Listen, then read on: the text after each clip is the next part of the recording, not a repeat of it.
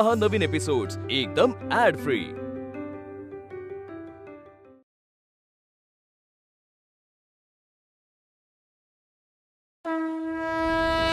मामासाहेब कुठे आहेत? त्यात मंदिरात आहे। बघ आता ही फुलं तूच देवीच्या पायाशी ठेव, मी बघतेस तुला कोण अडवतं ते। चल माझ्या बरोबर। वहिनी नको, खरंच नको।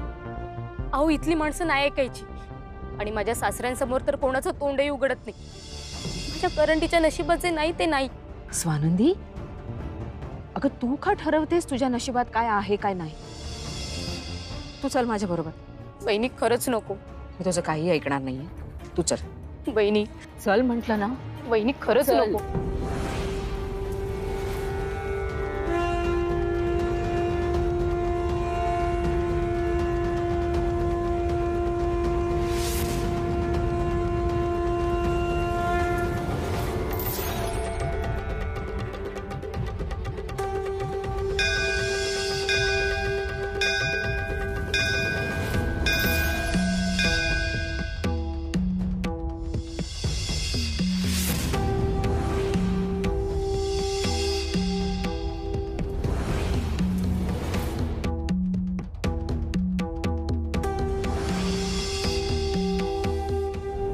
भाई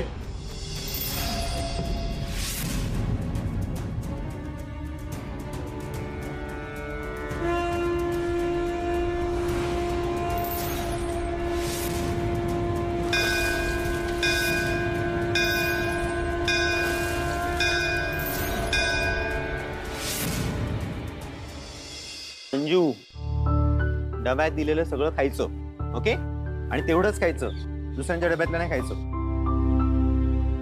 मामा, तू पुन्हा ये, आपण खूप मजा करू आणि आई बाबा असताना ये, म्हणजे तर आपण कुल्फी पण खाऊ। नक्की नक्की नक्की। पप्पा, पुन्हा परत येणार ना तुम्ही? नक्की येणार आणि आपण सगळं करूया। हा, पण आधी शाळेत जा, ओके? उशीर होतोय। आणि संजू, मुळीच मस्ती करायची नाही, ओके? चल बाय मामा। चल बाय। ए संजू, चल लवकर, उशीर होईल। आणि आपण नंतर कुल्फी पण खायची आल्यावर। कार कुठे पार्क केली? तिथे।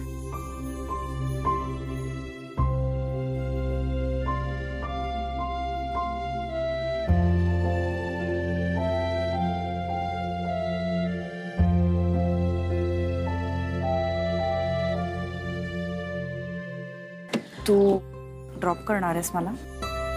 हो। विद्युत, काल तू जे म्हणालास आपल्या घराबद्दल। शिल्पी, काल मी जे बोललो ना, ते फक्त तुला बरं वाटावं म्हणून नाही बोललो। मी नीट विचार केला। हे बघ, तुला आई बाबांसोबत राहायचं नाही, मग मी ठरवलं की त्यांच्या बरोबर नाही, निदान त्यांच्या जवळपास तरी राहू शकतो। म्हणजे तुला सुद्धा तुझी स्पेस मिळेल आणि मला सुद्धा माझ्या आई बाबांना वेगळं ठेवावं लागणार नाही। पण शिल्पी, वेगळं राहणं वाटतं तितकं सोपं नाहीये। हे बघ, एक फ्लॅट घेणं आहे ना, खूप सोपं आहे, पण त्याचं घर बनवणं खूप कठीण आहे। तुला जमेल ना हे सगळं? म्हणजे शिल्पी, कसं आहे, काल एक दिवस तुझ्यावर घराची जबाबदारी पडली होती, तर तुझी काय अवस्था झाली तू पाहिलीस। ह्या सगळ्या गोष्टींचा आहे ना, नीट विचार कर आणि मग निर्णय घे। काय म्हणायचं तुला? शिल्पी, वेगळं राहण्याचा निर्णय घेणं खूप सोपं असतं, पण वेगळं राहणं आहे ना, तितकं सोपं नाहीये। शेवटी तू दाखवूनच दिलंस ना विद्युत, की मी कशी चुकीची आहे, कशी इनकेपेबल आहे मी। कालपर्यंत तू असं म्हणत होतास की आपण वेगळं राहू शकत नाही शिल्पी। आता तू असं म्हणतोयस की शिल्पी आपण वेगळे राहू शकतो, पण मी वेगळं राहण्याच्या लायकीची नाहीये। शिल्पी, अगं मला तसं म्हणायचं नाहीये। काय म्हणायचंय तुला? मला हे म्हणायचं नाहीये, ते म्हणायचं नाही, म्हणायचं काय होतं? नाही, माझं चुकलंच, मी तुला मदतीला इकडे बोलवून घेतलं ना, चुकलं माझं। आयतं खोलीतच दिलं रे मी तुझ्या हातात, आता काय तू वाटेल ते बोलू शकतोस आणि मला सगळं ऐकून घ्यावं लागेल।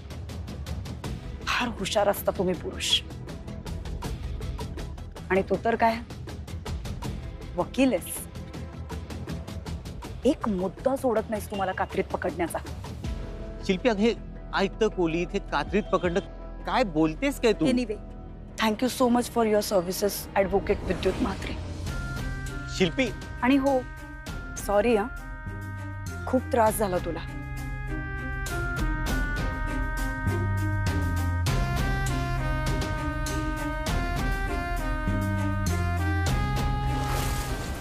कोणाला विचारून या कपाळ करंटीला या मंदिरात आणलंस तू?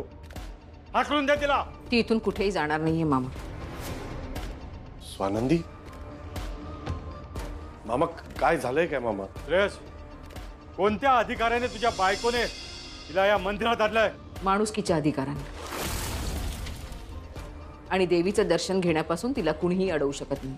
सुनबाई, आम्ही तुमच्यासारखे मोठ्या शहरातले लोक नाहीये. आमच्या रीती वेगळ्या आहेत, त्यामध्ये तुम्ही पडू नका. ही पांढऱ्या पायाची अपशकुनी कपाळ करंटी बाई आहे ही. मामा काय बोलताय तुम्ही? तुम्हाला हे बोलणं शोभत नाही. सुनबाई, काही चुकीचं बोलत नाहीये मामा मी. सांगा ना मला, कुठच्या धर्मग्रंथात लिहिलंय की विधवेने मंदिरात जायचं नाही, देवीला फूल व्हायचं नाही? हे सगळं ठरवणारे आपण कोण आहोत? सुनबाई, फार बोलतेस तू. अश्विन इकडे अहो इकडे ये जरा. ऐक, मार्तंड मामा तापट आहेत, तुला माहिती आहे ना. का त्यांच्यामध्ये पडतेस? मामा जे काही करतात तो अन्याय आहे, आणि जे चूक आहे त्याला चूक म्हणण्याची भीती कसली? सांगा ना मला. अश्विनी अश्विनी सांगा ना गुरुजी, कुठच्या शास्त्रात लिहिलंय एका विधवेला देवीच्या पायावर डोकं ठेवायचा अधिकार नाही? मी जे बोलते ते चूक आहे? त्यांच्याशी काय बोलतेस? माझ्याशी बोल. मामा ऐक जरा माझं. तुला काही माहित नसेल हे सगळं, आणि कायद्याचं नॉलेज तर तुला नाहीच आहे. म्हणून मी जे सांगतोय ना ते नीट ऐक. ही बिचारी स्वानंदी साधी आहे म्हणून आजपर्यंत तिने काही केलं नाही असं. पण हिने जर तोंड उघडलं आणि पोलिसांना सांगितलं हे सगळं, तर तुला शिक्षाही होईल आणि तू जेलमध्येही जाशील. म्हणून माझं ऐक जरा, आणि हा प्रकार वाढवू नकोस आता, कळलं? पोलिसांना मी घाबरत नाही श्रेयस, पण आपल्या गावच्या रीती त्याला शह देण्याचा प्रयत्न होतोय. तो चुकीचा आहे, एकदम चुकीचा आहे.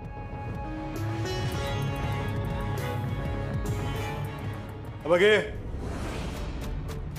तू घरी ये, मग बघतो तुला.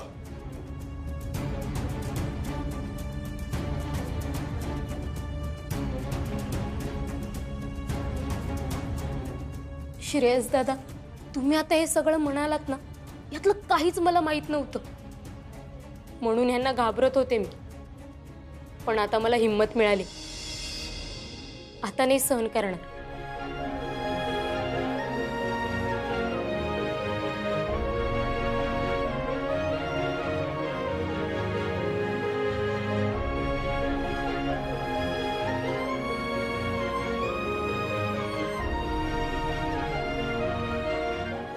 स्वानंदी, देवीसाठी आणलेली फुलं वाहा.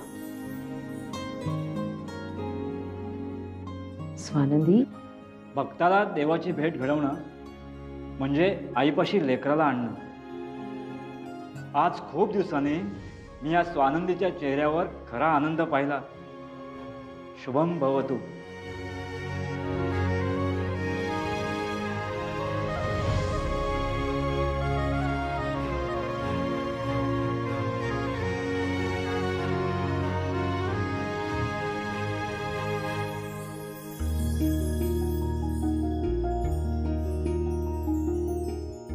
तुम्ही जे आज माझ्यासाठी केलं ना, मी ते कधीच विसरणार नाही.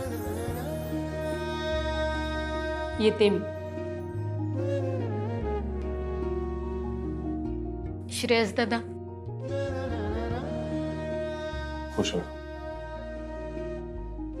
येते मी.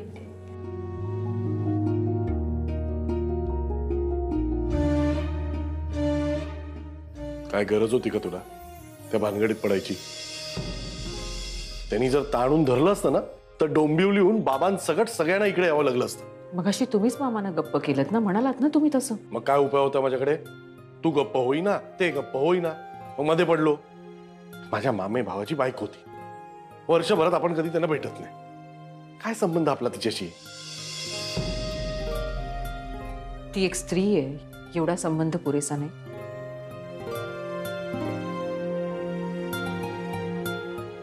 देवीच्या दारात कलह नको. तुम्ही दोघं ज्या शुभकार्यासाठी आलात ते शुभकार्य आपण पार पडू. या आत या. चल आता चल.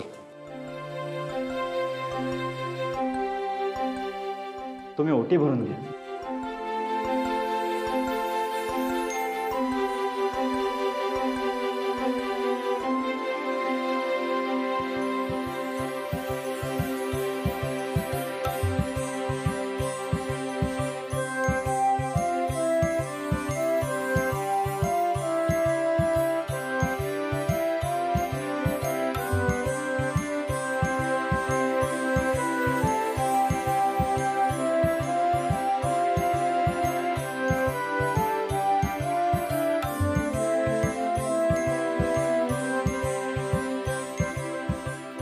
देवी दुर्गेश्वरीच्या कृपेने तुमची नवीन वास्तू तुम्हाला सुखदायी, फलदायी आणि आरोग्यदायी ठरव. भूमिपूजनाच्या वेळेस या विटेची पूजा तुमच्याच हस्ते व्हायला हवी. आणि आता घरी गेल्यावर ही वीट तुमच्या घराच्या देवाऱ्यासमोर ठेवा.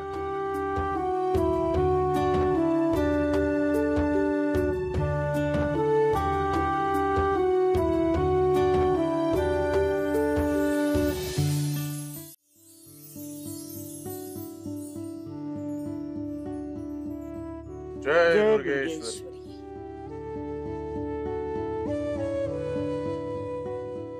आई, हा देवीचा अंगारा.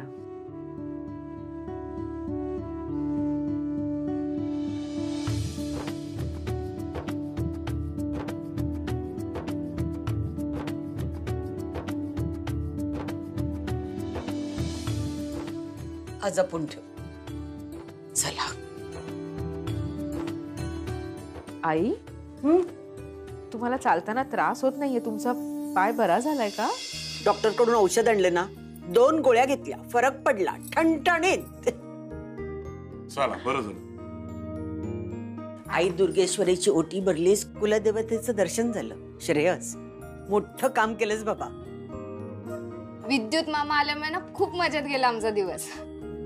हो, ते काय कळलंच नाही. तो कसा आला सडनली? स्वयंपाक करायला.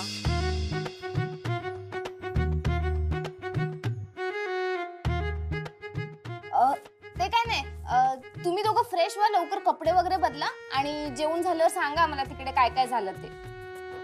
अगं इतका वेळ नाहीये त्यांच्याकडे. भूमिपूजनाची तयारी करायची, त्याआधी दिवाळीच्या फराळाची तयारी करायची. हो की नाही ग? मुहूर्त कधीचा आहे? अगं येत्या 2-3 दिवसातच करावं लागेल. इतक्या लवकर? नंतर लवकर मुहूर्त नाहीये भूमिपूजनासाठी. आईच्या पंचांगानुसार. काही असो, भूमिपूजन दिवाळीच्या आधीच करावं लागणार. ठीक आहे ना, करू. आता काय वीट पण आणली आहे, नो प्रॉब्लेम. आणि अश्विनी, ते करायचं असेल ना तर दिवाळीच्या तयारीला सुरुवात करावी लागेल. मी फराळाचं सगळं आणून ठेवलंय. दाणे, पोहे, मुरमुरे सगळं आणलंय. सगळं फराळाची सगळी तयारी मी आधीच करून ठेवली आहे. हा, थांबा, तुम्ही काही काळजी करू नका. हे बघा, रामबंधूंचा चिवडा मसाला. याच्याशिवाय चिवडा छान होऊच शकत नाही. ते खरं आहे, पण चकलीची भाजणी ती तर करावी लागणारच ना. त्याची तयारी झाली आहे आई.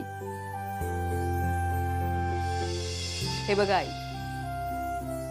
भाजणी सुद्धा रामबंधूंचीच. अगो बाई, चकलीची भाजणी सुद्धा? आई अहो, खमंग खुसखुशीत चकल्या असतील तरच दिवाळीच्या फराळाची मजा आहे ना.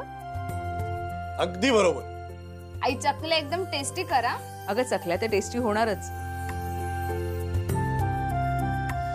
कारण रामबंधूंच्या भाजणी बरोबर त्यांचा चकली मसाला सुद्धा आहे. अरे क्या बात आहे. मग तर काळजीच मिटली. काय ग, पण या विकतच्या मसाल्याला घरगुती मसाल्याची चव असेल का ग?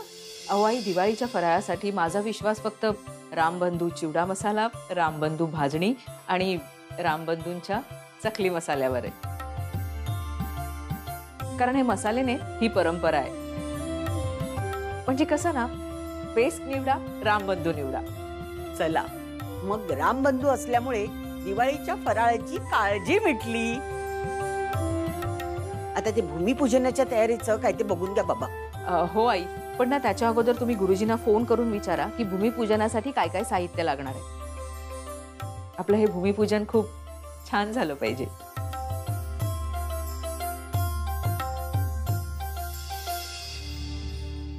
आणि तुला सांगितलं ना त्यांना फोन लाव म्हणून. लावतो.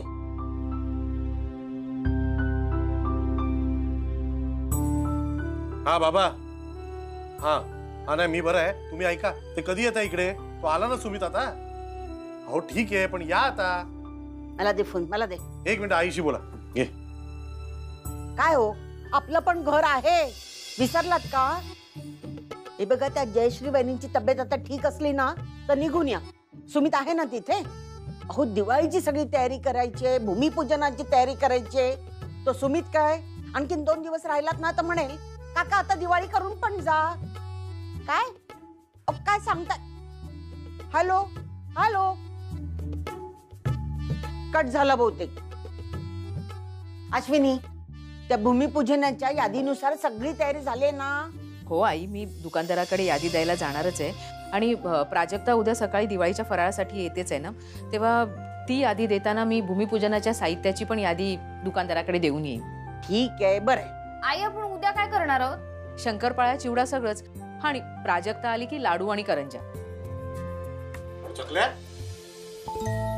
त्या सुद्धा करणार आहे. दिवाळीच्या दिवशी करेन, म्हणजे तुम्हाला गरम गरम मिळतील, जशा तुम्हाला आवडतात तशा. बस मला एवढंच हवंय. मला खुसखुशीत चकल्या हव्यात. हो ग बाई, तुला जशा हव्या तशाच करेन. आणि मयुरी, आता बस झालं. आवडते कधी बसता तेच साफ करते. केवढा पसारा आहे तो. बाबा आता अजून पसारा होणार आहे. मला खूप काम आहे आणि कंदील पण करायचंय. अरे देवा, आई अगं कंदिलाचं सामानच आणायचं राहिलं. तू घेऊन येशील का ग? ए नाही, मी नाही सामान आणणार, कारण मी आणलेलं सामान तुला आवडणार नाही. त्यापेक्षा तू असं कर, तू विद्युत मामा बरोबर दिवाळीच्या शॉपिंगसाठी जाणारच आहे ना. शिल्पी बरोबर असेल म्हणजे ती तुला सांगू शकेल. चालेल ना? काय नवीन आता? विद्युत बरोबर शॉपिंग वगैरे? अहो विद्युतचा फोन आला होता. त्याची अशी इच्छा आहे की शिल्पी आणि मुलांनी त्याच्याबरोबर दिवाळीच्या शॉपिंगसाठी यावं म्हणून. चांगलंय, दिवाळी शॉपिंग गुड. ऐका ना, मी काय म्हणते, फराळाचं उद्या विचारण्यापेक्षा ना मी प्राजक्ताला जाऊन आत्ताच विचारून येऊ का? हा म्हणजे वेळही वाचेल ना, कामही बरीच. माझा चहा पाडशी. नीट जा. बाजूला आणि चकल्यांचा विसरू नको. हो हो. हा मी येणार नाही. शिल्पी, अगं दिवाळीची शॉपिंग करायची आहे. माझी इच्छा आहे की तुला, संजूला, मयूला, कुहूला काहीतरी घ्यावं. प्लीज शिल्पी, निदान दिवाळीमध्ये तरी तुझे रुसवे फुगवे मध्ये आणू नकोस. मला यायचं नाहीये. तू उगाच का चिडते? हे बघ विद्युत, शिल्पी ऐक, मी तुम्हाला पिकअप करायला येणार. तुम्हाला वेळ सांग. आणि हो, मी ताईशी आधीच बोललोय. Okay bye.